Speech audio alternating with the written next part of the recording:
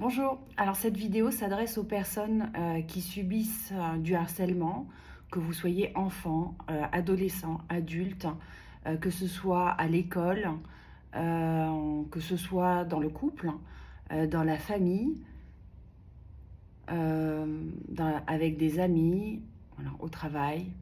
Euh, J'aimerais en fait venir en fait en tant que psychanalyste, peut-être vous offrir des clés de réflexion. Déjà, bon, si vous voyez que vous avez votre enfant qui subit du harcèlement, ou si vous êtes dans cette situation, le premier truc à faire, c'est de consulter, ok. Ne restez pas, parlez de ce qui se passe. Si vous êtes à l'école, parlez-en avec votre directeur, parlez-en avec des profs de confiance, parlez-en évidemment à vos parents. L'idée, c'est de débloquer et de pouvoir en parler. Le deuxième, c'est d'aller consulter.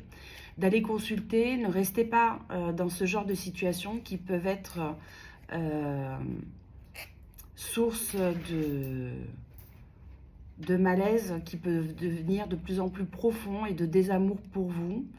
Euh, voilà, ne restez pas là-dedans. Alors, moi, je vais vous envoyer ici, à travers cette vidéo, quelques clés de réflexion. Alors souvent, en fait, ce qui se passe, c'est le triangle de Karpman, ok. Triangle de Karpman, vous allez regarder Karpman, regardez des vidéos. Je ne vais pas vous expliquer ce qui est déjà expliqué dans plein de vidéos. Par contre, je vais vous donner des clés pour sortir de ça. Pour sortir de ça, ça passe par prendre de la maturité. Alors, vous pouvez être très mature, hein, mais de la maturité en vous connaissant mieux. Parce que ces situations, en fait, elles sont souvent le reflet de une manière de fonctionner intérieure. Elles sont le jeu d'effets miroirs où peut-être que vous déclenchez cette situation parce que vous allez réveiller chez l'autre ou chez les autres, hein, que ce soit le sauveur, donc c'est souvent ces trois, hein, le persécuteur ou le bourreau, le sauveur et la victime. Donc là, je m'adresse à la victime, mais évidemment, si vous êtes sauveur et que vous êtes passé en mode victime, ou si vous avez été bourreau, vous êtes passé en victime, ouais, etc. Voilà, hein, vous savez que souvent dans ce triangle de Karpman, on joue les trois rôles, hein. Et en jouant ces trois rôles, c'est de prendre conscience. Prendre de conscience que ce qui se joue là est un reflet de votre intériorité. Le cas le plus courant. Le cas le plus courant, c'est par exemple le dialogue intérieur. Je vais prendre un exemple. Si intérieurement, je pense que par moment, je suis nulle, que je suis inapte aux relations sociales, que je mérite, que je ne suis pas assez, forcément, vous êtes votre propre bourreau intérieur qui va venir vous attirer, hein, dans la vie des bourreaux extérieurs qui ne sont que le reflet de votre comportement intérieur. Alors souvent, ce qui dénote derrière, c'est que vous manquez d'amour pour vous, vous manquez de connaissance de vous-même, vous manquez d'auto-estime. Peut-être que vous n'avez pas appris à mettre des limites. Peut-être que vous avez peur dans vos relations d'être abandonné, rejeté, trahi, peur de l'injustice, peur d'être humilié. Ok ? Donc, vous allez vous allez avoir un comportement qui n'est pas naturel, puisque vous êtes avec à la fois cette personne qui manque d'estime peut-être pour elle, et qui, au lieu de regarder comme ça, va regarder comme ça. Ou cette personne qui a besoin que l'autre la reconnaisse par manque de reconnaissance de soi. Donc, vous allez peut-être inconsciemment, et je vous invite à regarder ça, utiliser les autres ou l'autre dans ce besoin de reconnaissance, ce besoin d'amour pour vous, ce besoin, peut-être un besoin juste matériel, peut-être un besoin parce que à un moment donné, vous avez besoin que cette personne vous aide dans une situation précise, et vous n'allez pas lui demander de manière claire, mais vous allez jouer une forme de jeu de séduction en lui disant qu'elle est essentielle, que voilà. Et donc, sachez que lorsque on fait ça, on pervertit inconsciemment, plus ou moins inconsciemment, la relation. Et en pervertissant les relations, vous allez peut-être jouer un effet miroir avec une situation, avec une personne qui revoit se jouer là, à ce moment-là, une situation dans laquelle elle a vu peut-être son père, sa mère, ses parents, des choses qui sont presque pas tolérables pour elle. Qu'est-ce qui se passe à ce moment-là? Eh bien, à avoir inconsciemment, pour un bénéfice caché, un bénéfice peut-être aussi en tant que victime, je vous balance tout, ok? Et prenez ce qui résonne pour vous, si ça résonne pour vous. Mais je vous invite à sortir de ce mode-là, ok? Et de prendre conscience chez vous. Mais souvent, en fait, il y a un bénéfice caché à rester victime. Parce qu'on ne veut pas se rendre compte de ce qu'on a pu et prendre conscience de ce qu'on a pu faire avant. Ou peut-être que l'autre bénéfice caché, c'est si je suis victime, je suis là où le gentil. Si je suis victime, je reçois de l'amour. Parce que peut-être que quand j'allais me plaindre auprès de maman, c'est le moment où j'avais un moment où je ressentais de l'amour de sa part ou auprès de papa. Et que dans ce mode-là, je continue à rechercher de l'amour à l'extérieur parce que je ne suis pas suffisamment remplie d'amour pour moi, envers moi. Donc j'utilise encore les autres, j'utilise peut-être ce sauveur pour venir me remplir d'amour, pour, en me plaignant, ressentir de l'attention.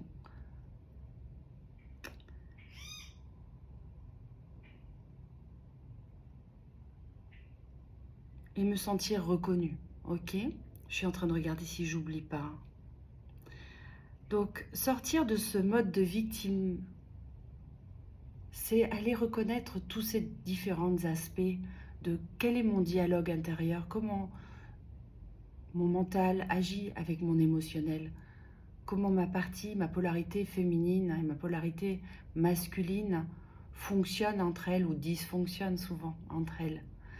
Comment est-ce que dans ce manque d'amour pour moi, je vais chercher et demander à l'autre de venir me donner cet amour, venir me donner ce besoin de reconnaissance?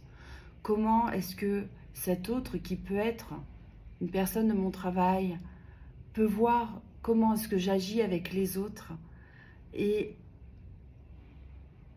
cette manière de falsifier parce que je ne suis pas au clair avec moi-même, donc je ne suis pas au clair dans ce que je mets comme relation, dans mon travail, avec mes amis, dans mon couple. Et ce qui se passe, c'est que si je demande et j'utilise inconsciemment les autres, ou que je les maintiens pour maintenir ce bénéfice caché, ou cette motivation quelque part, inconsciente, comment est-ce que l'autre qui se sent utilisé n'est pas vu, n'est pas pris à sa juste valeur, et peut-être dans une forme d'insécurité? Parce que je vais réveiller chez l'autre peut-être quelque chose, et pas chez tous évidemment, mais quelque chose qui est de son pire cauchemar. Peut-être que si je suis trop intrusif, parce que je sens que peut-être dans mon mode de sauveur, hein, je veux aider l'autre, mais pour me rendre utile, en fait, hein, pour avoir ce rôle et peut-être pour pas trop regarder à l'intérieur de moi. Peut-être parce que je veux que tout le monde me trouve gentille. Euh, Peut-être parce que je pense quelque part que je suis un peu supérieure aux autres et que moi, j'ai la solution. Hein, c'est quelque chose peut-être d'inconscient, mais peut-être là. Comment est-ce que je peux réveiller la colère de l'autre? Comment est-ce que je peux me prêter à ces jeux de... pour ne pas... Il y a un petit oiseau qui... Attendez, ouais. Comment est-ce que je vais me prêter à ça, en fait, hein? Comment est-ce que... pour maintenir une situation, je vais ne pas me choisir, je ne vais ne pas dire non, je ne vais ne pas dire stop. Je ne vais pas bouger pour maintenir une situation parce que ça pourrait faire bouger autour de moi, parce que je pourrais me sentir un peu plus en insécurité, etc. Donc, tout le but de ça, de cette vidéo, c'est de vous faire prendre conscience que derrière cette demande inconsciente, il y a une nécessité absolue de prendre conscience de vous, de prendre, d'y voir clair dans ce que vous allez chercher et pourquoi vous avez été dans cette situation. Cette situation, elle vous apprend. Elle vous apprend sur l'autre et elle vous apprend sur vous aussi. Et en apprenant sur vous, en travaillant votre amour de vous, votre estime de vous, en comprenant peut-être que vous avez juste peur de prendre vos responsabilités, peut-être, qui sait, et que c'est plus facile d'être « j'ai pas pu à cause de… » c'est la faute de papa, c'est la faute de maman, c'est la faute de mon chef, c'est la faute de mon mari, c'est la faute d'eux. Et qu'est-ce que j'entends ça? Mais qu'est-ce que je l'entends? Arrêtez, arrêtez. C'est la faute d'eux parce que maintenant que vous êtes adulte ou maintenant que vous êtes adolescent, il est temps d'en sortir de ce schéma. Il est temps. Il est temps de devenir un peu plus l'acteur de votre propre vie. Et que si vous avez des peurs, d'aller regarder vos peurs, accompagnées certainement par un psychologue, un psychanalyste, mais d'aller regarder ce qu'il y a et ce qui vous empêche pour pouvoir vous libérer et aller et devenir acteur et actrice de votre propre vie. Acteur et actrice de vos propres relations.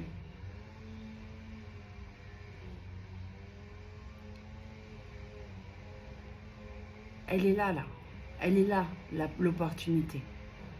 Elle est aujourd'hui là, à travers cette vidéo ou à travers ces rencontres que vous allez faire, qui vont vous permettre de comprendre que l'extérieur ne vient jouer que quelque chose qui ne demande qu'à être pris en compte pour votre intériorité. Et pour sortir de ce schéma de victime. Et en sortant de ce schéma de victime, vous allez sortir de ce schéma de bourreau-victime. Ok? Bon, voilà. J'espère que j'ai été claire. Je ne sais pas, n'hésitez pas à mettre vos commentaires, à partager vos expériences. Et voilà, et sortons de ce genre de relation. Ok?